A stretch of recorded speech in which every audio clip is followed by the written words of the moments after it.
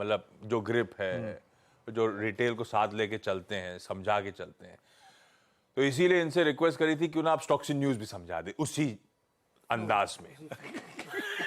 तो आज सारे स्टॉक्स इन न्यूज भी यही समझाएंगे। और वुमेन्स रिजर्वेशन बिल का मतलब इसमें क्या छुट्टियां भी इंक्लूडेड हैं क्या? छुट्टियां मतलब अगर आप महिलाएं चाहें तो एक्स्ट्रा छुट्टी ले ले, ऐसा भी? हाँ एकदम, ये तो है। फर्स्ट राइट बिल अच्छा है। हाँ ठीक है, तो स्टॉक्स इन न्यूज हम ही दोनों आगे निपटा देंगे। वीरू कह रहे थे आज तो सारी डिटेल मैंने भी पढ़ रखी है तो वो भी बताएंगे। खैर, जो फेड ने किया, जो बोला, उसका पहले रिपरकशंस कैसे हैं ग्लोबली वो दिखा देता हूं। गिफ्ट निफ्टी सबसे पहले स्क्रीन पर आएगा। दबाव के साथ शुरुआत होनी है। मूड हफ्ते की शुरुआत से बिगड़ा हुआ है। मंडे, वेडनेसडे और आज फिर कहानी बिगड़ी हुई है। 100 पॉइंट ज्यादा दबाव, 113 अंक दरअसल कमजोर। आधे % से ज्यादा की कमजोरी के साथ हम शुरुआत करेंगे। एशिया स्क्रीन पर रख दीजिए। सारा मार्केट ज्यादातर सब प्रेशर में आपको नजर आएंगे। 2/3 से 1.25% के बीच सारा एशिया पेन में।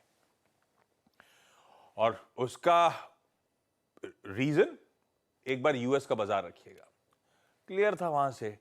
यूएस के बाजार पॉलिसी को अप्रोच करते करते तो बड़ा धमखम दिखा रहे थे। मेरे ख्याल से एक समय डाउ 250 पॉइंट से ज्यादा मजबूत था।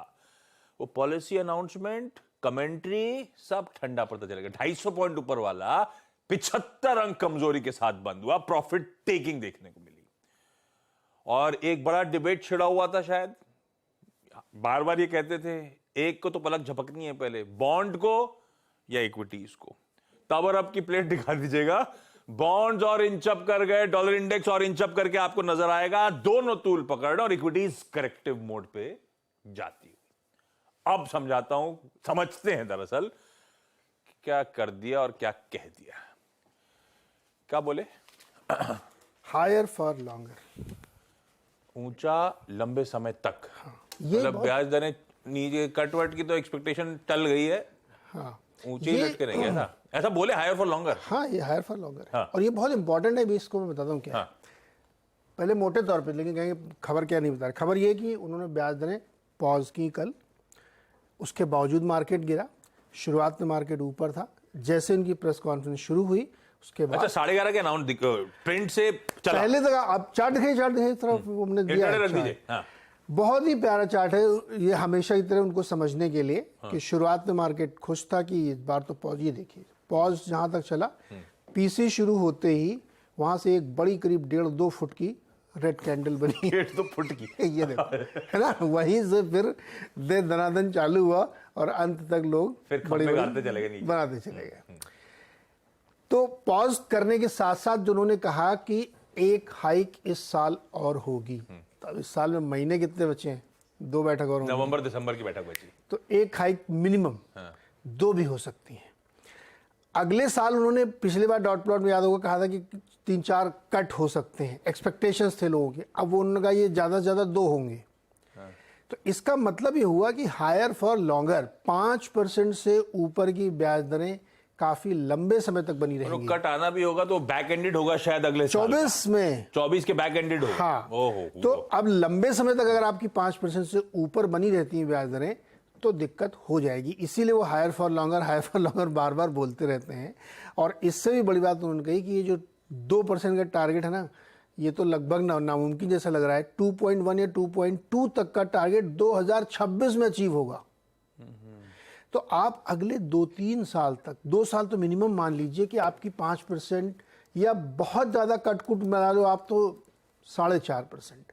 अगर 1.5-2 साल तक 4.5% की ब्याज दर बनी रहती है, जिसमें ज़्यादा समय तक 5% ब्याज दर बनी रहेगी, तो फिर इक्विटी के लिए दिक्कत है। इसीलिए कल प्रेस कॉन्फ्रेंस सुनने के बाद स्टॉक की धुलाई हुई। और धुलाई में भी कौन आगे थे? वही अपने पुराने वाले टेक्नोलॉजी के स्टॉक्स। आप देखिए अल्फाबेट 3%, एनवीडिया 3%, माइक्रोसॉफ्ट 8%, एप्पल 2%। ये सब बड़े वाले दिग्गज लोग की पिटाई हो गई। अब इसमें क्या हुआ कि ज़्यादातर जो इंटरनली लोग थे उनका ये मानना था कि बहुत सारे ऐसे फैक्टर अभी भी मौजूद हैं बाजार में जो इन्फ्लेशन को नीचे लाने में बहुत मुश्किल कर रहे हैं। रीसेंट वाला क्रूड तो सबको मालूम होगा कि एनर्जी प्राइसेस बढ़ रहे हैं लगातार। वहाँ पे वेज हाइक एक समस्या बनती जा रही है। आपको याद होगा कि मैंने कल बताया था कि अमेज़ॉन 2.5 लाख लोगों को नौकरी दे रहा है। फेडेक्स ने पिछली बार छटनी की थी, उससे उनका सब कुछ ठीक ठाक हो गया। अब वहाँ पे वेज हाइक हो रही है। हड़ताल चल रही है ऑटो की, वहाँ पे बड़ी भारी हड़ताल चल रही है। फेड ने उसका नोटिस लिया। वो हड़ताल चल ही इसलिए रही कि उनकी आर्ली वेज बढ़ाओ। तो अगर वेज बढ़ रही है, नौकरियां बढ़ रही हैं, एनर्जी प्राइसेस ऊपर हैं, तो ये 2% का टारगेट बहुत मुश्किल है साहब, नहीं आता इतनी जल्दी। और अगर ये 95 के ऊपर ये 3 महीने तक 2 महीने तक सस्टेन कर जाएगा क्रूड, तो आपके कोर इन्फ्लेशन बढ़ना शुरू हो जाएगा, क्योंकि वहाँ स्टिकीनेस आए, फिर आपकी वो सर्विसेज के चार्ज बढ़ने लगते जो नीचे नहीं आते दोबारा। इसलिए फेड की चिंता जायज़ है। और मैं तो कह रहा हूँ कुछ ना बढ़ाए, खाली ये पॉज पे ही अगर 5.25 पे खड़े रहेंगे 1.5 साल, तो आपका मार्केट नहीं चल सकता। फिर मैंने बहुत बार ये बात कही थी कि इस रेट पे मार्केट का चलना मुश्किल है। इसका भारत के लिए क्या है, हम लोग तो कल ही भाप गए। मुझे लगता है कि एक जासूस है हमारा फेड में। मैं कहने वाला था कि हमने कल मैसिवली अंडर परफॉर्म करा सारे ग्लोब को। एग्जैक्टली। हो सकता है कोई एचडीएफसी बैंक स्पेसिफिक रीजन हो, ऐसा लगता है कई बार हम लोग प्री पोस्चरिंग में स्मार्ट निकल आते हैं, क्या पता कुछ हमने डाइजेस्ट कर लिया। हमारा एक आदमी है फेड में जो हमें बताया था क्या होने वाला है। बट इसका एक और फलित है, वो फलित ये है आशीष की लार्ज कैप तो नहीं चलेंगे, तो मिड कैप स्मॉल कैप चलने नहीं दे जो रहे। एफआईआई के दम पे चलते थे ना, उनका चलना मुश्किल है। 3000 करोड़ की कल भी सेलिंग हुई। एफआईआई के दम पे चलने वाले मुश्किल है। मिड कैप में चूंकि डोमेस्टिक पैसा ज्यादा लगता है। तो भाई साहब कुछ कर, आप कोई भी प्रमोटर कोई भी पी माल छोड़ना है, म्यूचुअल फंड खरीदने में बैठे हुए हैं, इतने फ्लश है लिक्विडिटी से। और 15,000 करोड़ रुपए की एसआईपी हर मंथ ये रन रेट हो चुका है। और ये लोग बेचारे ना चाह के भी कुछ नहीं कर सकते। कितना कैश कंपोनेंट 3 से 4%, 5% से कैश कंपोनेंट ज्यादा रख नहीं सकते। इनका काम है डिप्लॉय करना, इनकी मजबूरी है कहीं ना कहीं आइडिया ढूंढना। तो अब क्या होगा, जो लोग लार्ज कैप बनाम मिड कैप की लड़ाई थी वो सारा इक्वेशन करवाती रहेगी। कल कैश मार्केट में एफआईआईज की 3,100 करोड़ रुपए की सेलिंग थी। पर एक स्टॉक रखिएगा स्क्रीन पे, एचडीएफसी बैंक। एक ख्याल से 61 या 62% के आसपास डिलीवरी मार्क हुई थी। ओहो।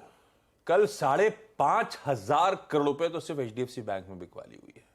तो एक्स ऑफ एचडीएफसी बैंक तो फिर भी बाजार, इसका मतलब ठीक था, क्योंकि दूसरा एक रिलायंस इंडस्ट्रीज हैवी वेट था, उसमें भी डिलीवरी उसमें भी है। तो ये दो हटा दूं तो बाजार ठीक था। लेकिन खैर पेन तो सॉलिड एचडीएफसी बैंक को। एचडीएफसी बैंक की एक और चीज, इसका एडीआर कल 6% करेक्ट हुआ है एक्चुअली। मेरा मन था आज फिर मैंने कहा नहीं यार तो ज्यादा है। मैं सीधा साधा टटोल रहा था इसको, लेकिन रखिएगा ध्यान एडीआर काफी पेन में था कल इसका। खैर अब ये सारे ग्लोबल समीकरण इन्होंने हमारे सामने रख दिए। वीरू से, अच्छा वीरू के पास जाऊं उससे पहले ही एचडीएफसी बैंक का एडीआर 6% कल करेक्ट हुआ। हिंदुस्तान में स्टॉक 4%, 3.5% इवेंचुअली गिर के बंद हुआ था। इस हफ्ते की शुरुआत में आपको याद होगा वीरू की कमेंट्री में मेंशन था कि 18 से लेकर 28 तारीख शायद पेन देखने को मिल सकता है और बाजार का एक स्लिप टुवर्ड्स 10 डेमा पॉसिबल है। Word of caution undertone Monday से था और मंडे ऑनवर्ड्स ही अपने बाजार में वो पेन आता हुआ देखा है।